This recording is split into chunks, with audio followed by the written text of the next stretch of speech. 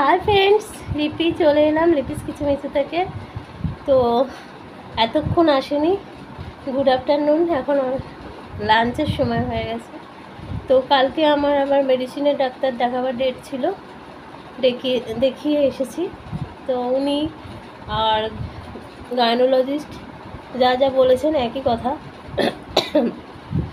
যে অপারেশন তো করতে হবে, আর কোনো অপশান নেই, কিন্তু একটু টাইম নিলেও হবে। টাইমটা নেওয়ার কারণ হচ্ছে একটা ব্লাড, আরও অনেক রকম সমস্যা আছে, যার জন্য একটু টাইম নেব আমরা আর কি। তো সেই যখন ওটি করতে হবে, হ্যাঁ, আর তার মধ্যে গেছে ওয়েট বেড়ে থাইরয়েডের জন্য। কোনোদিন আমার আমার 5 ফুট 2 ইঞ্চি হাইট, আমার হাইট অনুযায়ী আমার 50 থেকে 55 ওয়েট হওয়া একদম পারফেক্ট। তো সব সময় তাই ছিল, আজ অবধি এতদিন তাই ছিল। এখন সেটা 60 পেরিয়ে 67 হয়েছে। তো আমাকে এতটা ওয়েট কমাতে হবে, মিনিমাম 8 কেজি ওয়েট কমাতে হবে, সেটা ওটির জন্যও আর নিজের জন্যও। তো আমি বললাম যে আমি তো যা খাচ্ছি তাই খাই। কি বললো, এটা খাওয়া থেকে হয়নি, এটা থাইরয়েড থেকে হয়েছে। থাইরয়েডের ওষুধের ডোজটা বাড়িয়ে দিল। বাড়াতে বেশি পারছিলেন না ডাক্তারবাবু, কারণ আমার পালস রেট খুব বেশি থাকে, তাই জন্য নাকি ডোজ, থাইরয়েডের ওষুধের যে ডোজ থাকে সেটা বাড়ানো বেশি যায় না। তো সব দিকেই সমস্যা, তাও বাড়িয়েছেন। তো আগে যা খেতাম তার থেকে একটু বাড়িয়ে দিয়েছেন। আর দেখছো কিরম এই যে গলা ফলা ফুলে গেছে, এগুলো থাইরয়েড থেকেই হয়েছে বললেন। আরও কিছু টেস্ট দিয়েছে, এমনি ওটির আগে প্রচুর টেস্ট হয় জানা কথাই, তো দিয়েছেন। আর পুরো ভাত খেতে না করেছে। আমি ওয়েট কমাতে চেয়েছি, আমি নিজেই বলেছি যে আমি ওয়েটটা কমাতে চাই। ভাতটা খেতে না করেছে, বলেছে খেলে 20 গ্রাম, মানে 20 গ্রাম ভাত খেতে পারো।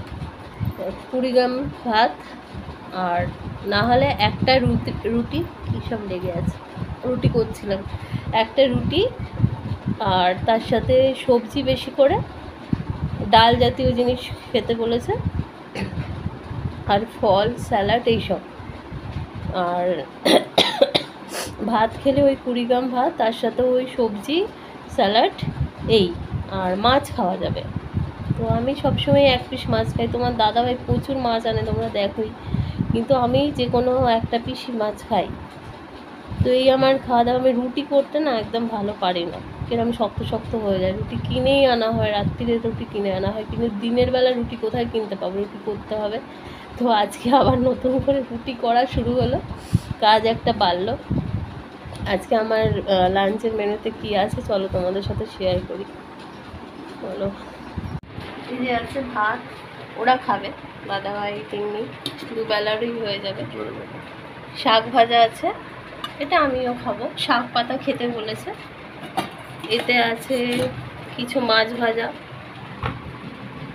আমি খাবো না। এতে আছে রুই মাছের ঝোল সবজি দিয়ে, এইটা খাবো আমি। আর এই যে রুটি, আমাকে একটা রুটি খেতে বলেছে, একটাই খাবো।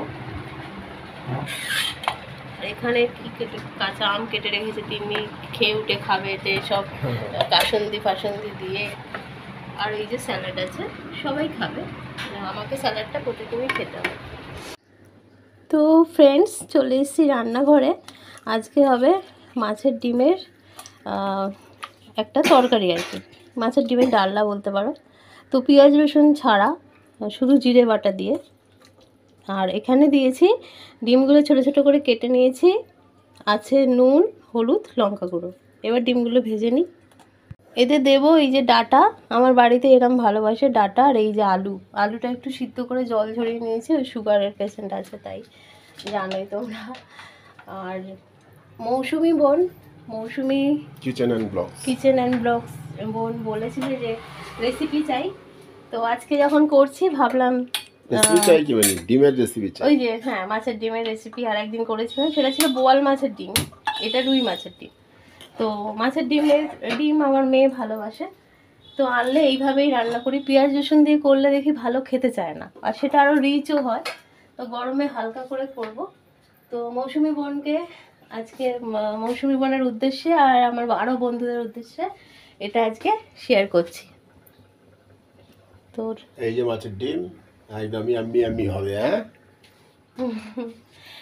আর তো আগে ভেজে নিই ডিমগুলো, তারপর আবার আসছি।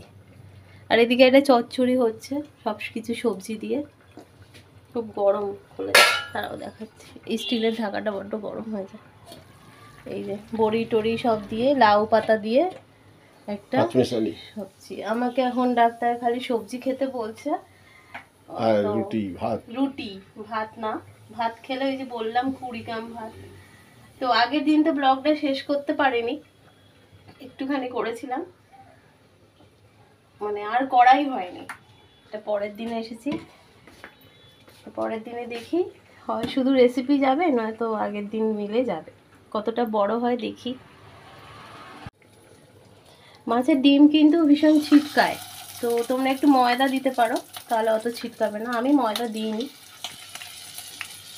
ছিটকানি খেয়ে খেয়ে অভ্যাস হয়ে গেছে আর কি, আর ময়দা ফয়দা দিইনি। সব থেকে বড় কথা জানো তো, গরমে রান্না করতে এত কষ্ট হচ্ছে, তখন আর মনে হয় না এক্সট্রা কিছু করি। তো দেখো এক পিঠ ভাজা হয়ে গেছে, আর এক পিঠ উল্টে নিলাম।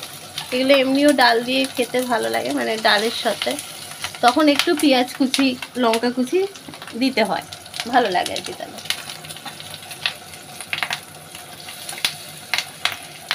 বড্ড ছিটকাচ্ছে দেখছো, যতক্ষণ না পুরো ভাজা হবে ততক্ষণ এই ছিটকাবে। ওই জন্যই ময়দা দিলে একটু ব্যাপারটা একটু ছিটকানিটা কম হয় আর কি। এক পিঠ হয়েই গেছে দেখো। আর ঝোলে দেবো তো, খুব বেশি কড়া করে ভাজবো না, আর যারা একটু কড়া ভাজা ভালোবাসো ঝোলে দিলে তাও হবে।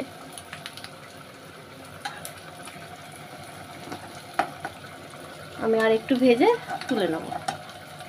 তো মাছের ডিমের তেল ভেজে একটু ছিল, আর একটু তেল দিলাম, সাদা জিরে ফোড়ন দিয়েছি, ইচ্ছে করলে কালো জিরে দিতে পারো। আর লঙ্কা, এই গরমে কাঁচা লঙ্কা এরকম পেকে পেকে যাচ্ছে, এই লঙ্কা ছিঁড়ে দিয়েছি। একদম সিম্পল।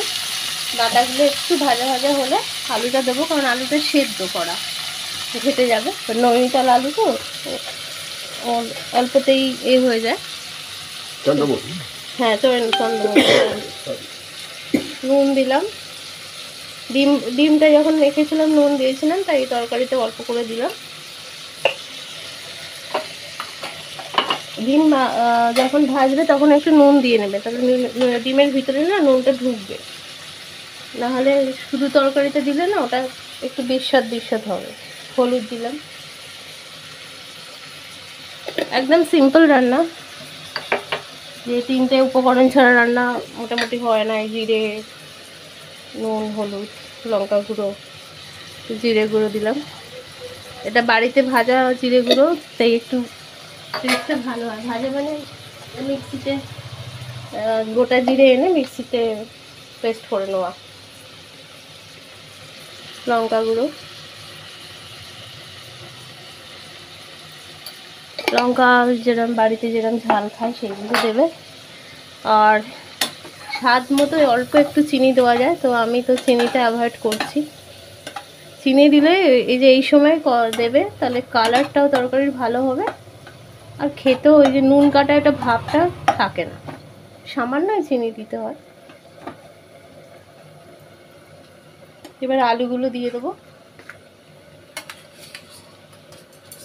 আর হাতটা গেছে কেটে কালকে মাছ ধুতে গিয়ে, বুড়ো আঙুলের মাথাটাই গেছে, বুড়ো আঙুল না, কোন যেন একটা আঙুলের মাথা কেটে গেছে, লাগছে, ব্যান্ডেড করে হচ্ছে না, মশলাপাতি ঢুকলেই লাগছে হাতে। আলুগুলো দিয়ে দিলাম, দিয়ে এবার কষাবো। দিয়ে গরম জল দিলে ভালো, আর এমনি জল দিলেও হবে। গরম জল এখন করা নেই, আমি এমনি জলই দেব। এত গরম, যা ধরছি তাই গরম।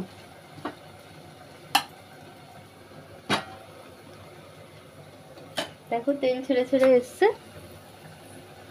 এবার পরিমাণ মতো জল দিয়ে দেবো, আর ফুটে উঠলে ডিমগুলো দিয়ে দেবো।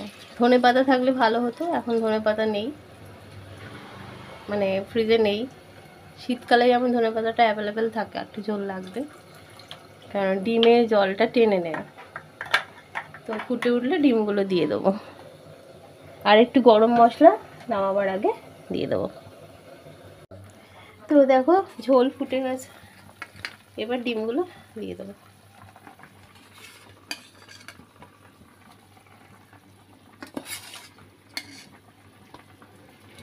আমার তিন্নি এই দিয়ে ভাত খাবে, আর কিছু খাবে না।